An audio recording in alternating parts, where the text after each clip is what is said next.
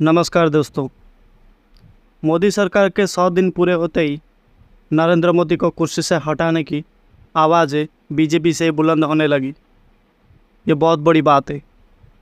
नितिन गडकरी ने विपक्ष के कंधे पर बंदूक रखकर पहले गोली दाग दी है। दोस्तों, दो बड़ी खबर है और दोनों खबरें बहुत महत्वपूर्ण भी है। दोस्तों, प्रधानमंत्री पद के लिए पहली बार खुलकर नितिन गडकरी ने दावा ठोक दिया है और इस वीडियो को ज़रा ध्यान से सुनिएगा और समझिएगा भी। दोस्तों, नितिन गडकरी कहाँ से सांसद है? नागपुर से। दूसरी खबर यह है कि संजय जोशी, जिनको मोदी और शाह ने बर्फ से लगा दिया था, सूत्रों के मुताबिक उनको बीजेपी का राष्ट्रीय अध्यक्ष बनाने की तैयारियां खूब तेज़ी से चल रही है। जी हाँ दोस्तों, संजय जोशी कहाँ के रहने वाले? नागपुर के। अब इन दोनों के अलावा नागपुर में और क्या है? सोचिए दोस्तों, क्या है? संघ का हेडक्वार्टर है।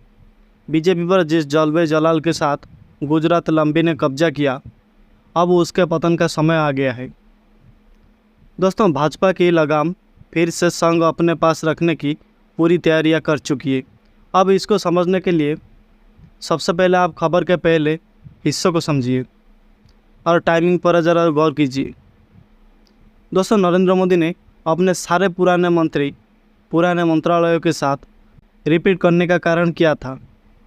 कारण यह है दोस्तों, ये सामने आया है कि पुराने मंत्री रहेंगे तो पेंडिंग पड़ी हुई फाइल में जल्दी ही क्लियर हो जाएगी। अब नया मंत्री आएगा तो उससे फाइल समझने में समय लग जाएगा। दोस्तों, खबर ये थी। ये खबर अभी सोशल मीडिया पर खूब तेज़ी से वायरल हो रहा है कि पुराने मंत्रियों को शुरुआती 100 दिनों के लिए पुराने मंत्रालय में रखा जाएगा। और मोदी सरकार के 100 दिन पूरे हो चुके हैं दोस्तों, और 100 दिन पूरे होते ही नितिन गडकरी ने ऐसा बम फोड़ा है जिसका सीधा संदेश यह है कि नरेंद्र मोदी प्रधानमंत्री का पद छोड़े। नितिन गडकरी ने मोदी सरकार के 100 दिन पूरे होने के एक दिन पहले ही कहा कि विपक्ष ने उनको प्रधानमंत्री बनाने के लिए ऑफर दिया था, लेकिन उन्होंने विपक्ष के ऑफर को ठुकरा दिया। नितिन गडकरी को मोदी सरकार के 100 दिन पूरे होते ही ये याद दिलाने की ज़रूरत क्या थी कि अगर नितिन गडकरी पीएम बनने तो विपक्ष सपोर्ट करने को तैयार है। दोस्तों, ये सीधे तौर पर नरेंद्र मोदी को चेतावनी है कि आपकी सत्ता का समय अब समाप्त हो चुका है। 100 दिन पूरे हो चुके हैं, अब आपके वानप्रस्थ का समय आ चुका है। दोस्तों, दूसरी तरफ आप देखिए, ये बात पता चल रहा है जो ये बेड़ा है उसकी आहट गुजरात लोभी को भी है। जी हाँ दोस्तों, और इसी बीच अजित डोभाल पहुंच जाते हैं। रूस पुतिन के सपने में बैठते हैं और पुतिन के दुश्मन यूक्रेन के प्रधानमंत्री से मोदी आखिर क्यों मिले थे, इसके सफाई देते हैं। वैसे तो दो राष्ट्रीय अध्यक्षों की मुलाकात के बाद किसी तीसरे देश के प्रधानमंत्री के आगे सफाई पेश करने की कोई रस्म तो है नहीं, लेकिन दोस्तों मोदी ने ऐसा करवाया। क्या पुतिन के आगे माफ़ी जैसी सफाई इसीलिए दी गई कि मोदी के सत्ता में ना रहने के बाद उनके उद्योगपति दोस्तों के धंधे पर कोई प्रभाव ना पड़े? मुख्य सुरक्षा सलाहकार अजित डोभाल ने पुतिन से क्या कहा, वो मैं आपको एक एक करके विस्तार से बताती हूँ। दोस्तों, अजित डोभाल उन्होंने ये कहा कि प्रधानमंत्री मोदी ने जैसा कि आपको फ़ोन पर हुई बातचीत में बताया कि ये आपको यूक्रेन दौरे और लेस्की से मुलाकात के बारे में जताना चाहते हैं। पीएम मोदी चाहते थे कि मैं खास तौर पर यहाँ आऊँ और आपको इस बातचीत के बारे में बताऊँ। डोभाल ने भी कहा, बातचीत बंद दरवाजे के भीतर हुई। सिर्फ दोनों नेता थे, उनके साथ 2 लोग भी थे। मैं भी वहाँ पर पीएम के साथ था, उस बातचीत का साथ मैं भी था। दोस्तों, कहानी की तीसरी तस्वीर देखिए। बीजेपी आज की तारीख में अध्यक्ष भी नहीं है। आज की तारीख में बीजेपी का अध्यक्ष कोई नहीं है। ऐसा कभी नहीं हुआ था कि इतने लंबे समय तक बीजेपी अध्यक्ष भिन्न रही। बीजेपी के अध्यक्ष का पद खाली पड़ रहा है। बीजेपी के भीतर अध्यक्ष पद को लेकर भले ही लड़ाई चल रही है। सूत्र ये कह रहे हैं कि संघ मोदी शाह के दूर विरोधी संजय जोशी को बीजेपी का राष्ट्रीय अध्यक्ष बनाना चाहता है। वही दोस्तों संजय जोशी जिनकी एक सीडी मार्केट में आई थी। कहते हैं दोस्तों कि वो सीडी एक साजिश ही थी। उसके बाद मोदी के दबाव के बाद संजय जोशी से इस्तीफा ले लिया गया था। अब संघ उन्हीं संजय जोशी को बीजेपी का अध्यक्ष बनाना चाहता है। यानी कि दोस्तों संघ पूरी तरह से गुजरात लंबी का पैकअप करने के मूड में है। और संजय सिंह की सीडी की कहानी भी बड़ी इंटरेस्टिंग है, इसके बारे में भी आपको थोड़ा जानना चाहिए। दोस्तों 2003 की बात है, मध्य प्रदेश के विधानसभा चुनाव चल रहे थे। उमा भारती के नेतृत्व में बीजेपी ने कांग्रेस को सत्ता से बेदखल किया था। चुनाव के बाद उमा भारती मध्य प्रदेश की महिला मुख्यमंत्री बनी, लेकिन दोस्तों इस पद पर वो ज़्यादा दिनों तक टिक नहीं पाई और अदालत से उनके नाम का वारंट जारी होने के बाद उन्होंने कुर्सी छोड़ दी थी। बीजेपी ने बाबूलाल गौर को मुख्यमंत्री बनाया और अदालती मामला खत्म होने के बाद उमा भारती फिर से सीएम बनाए जाने की मांग करने लगी। उसके लिए वो विद्रोह पर उतारी गई। बीजेपी को उनका ये तेवर पसंद नहीं आया। फिर उन्होंने शिवराज सिंह चौहान को मुख्यमंत्री बनाने का फैसला कर लिया। लेकिन दोस्तों ये इतना आसान नहीं था। तब जानते हैं पिक्चर में एंट्री हुई थी संजय जोशी की, जो उस समय मध्य प्रदेश बीजेपी के संगठन महामंत्री थे।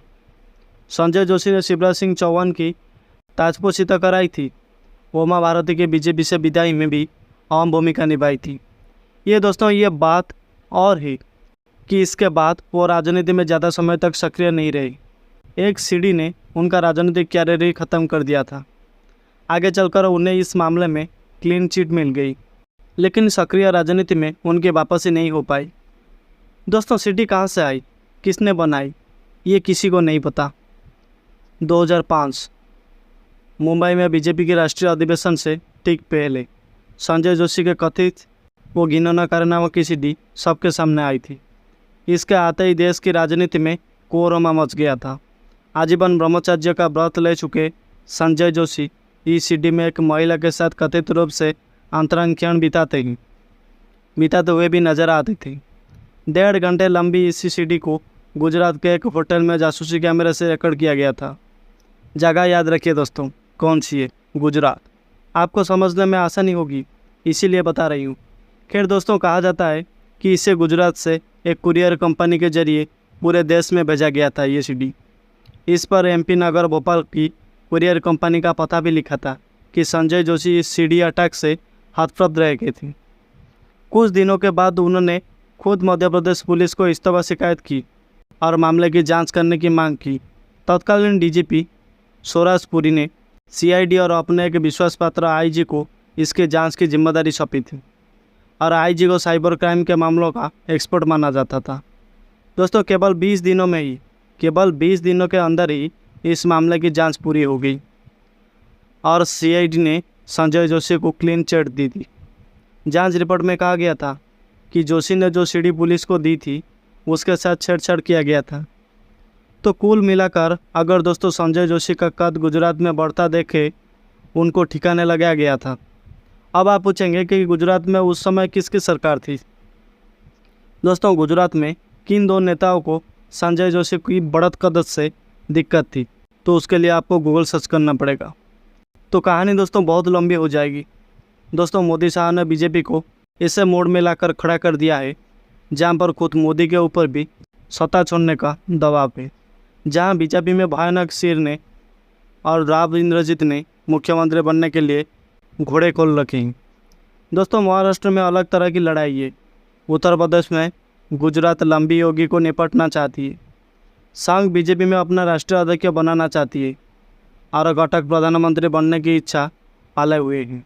दोस्तों 75 साल का उम्र वाला नरेंद्र मोदी का इंतज़ार कर रहा है, वो अलग बात है। दोस्तों फिलहाल इस वीडियो में बस इतना ही। वीडियो आपको पसंद लगी तो एक लाइक कर दीजिएगा और इस विषय पर आपको क्या कहना है कमेंट बॉक्स में ज़रूर बताइए। और हमारे चैनल में पहली बार आया है तो सब्सक्राइब करके बेल आइकन को दबा दीजिए। धन्यवाद दोस्तों।